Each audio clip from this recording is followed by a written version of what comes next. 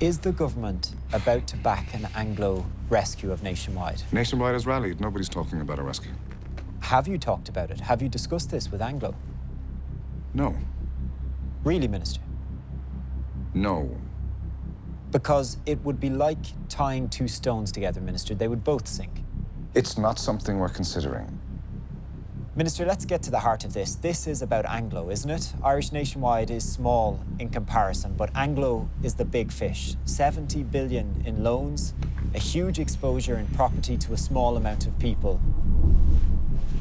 You have Europe's answer to Lehman Brothers on your hands. All of the Irish banks are well capped, all of them well capitalized. This is about liquidity, a global liquidity crisis. So we move on. Nothing to see here.